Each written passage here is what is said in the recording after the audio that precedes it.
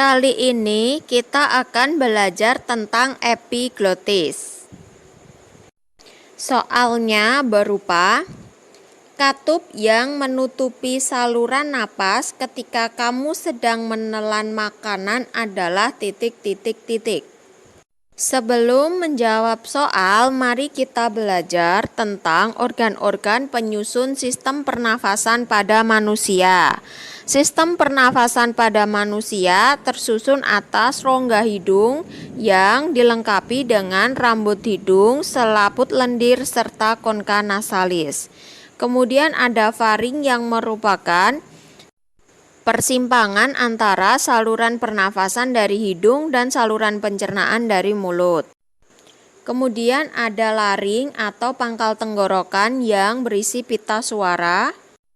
Selanjutnya ada trakea atau tenggorokan yang tersusun atas tulang rawan hialin berbentuk huruf C.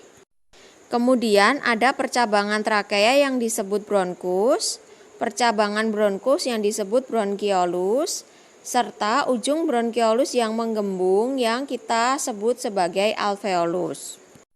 Kemudian kita akan membahas lebih detail tentang faring. Faring merupakan persimpangan antara saluran pernafasan dan saluran pencernaan. Di faring akan dilengkapi dengan glotis serta epiglotis. Fungsi dari epiglotis yaitu menutup saluran pernafasan pada saat kita sedang menelan agar makanan yang kita telan tidak masuk ke saluran pernafasan. Namun saat kita makan sambil berbicara, maka epiglotis tidak dapat bekerja secara maksimal sehingga makanan akan masuk ke saluran pernafasan dan mengakibatkan terjadinya tersedak. Berikut merupakan gambaran umum tentang faring. Jadi akan ada hidung yang merupakan saluran pernafasan, kemudian diteruskan menuju tenggorokan. Dan di sini ada mulut sebagai saluran pernafasan yang akan dilanjutkan ke kerongkongan. Nah, persimpangan antara saluran pernafasan dan saluran pencernaan inilah yang kita sebut sebagai faring. Kemudian di faring ada suatu tonjolan sebagai penutup saluran pernafasan saat menelan. Ini kita namakan dengan epiglotis.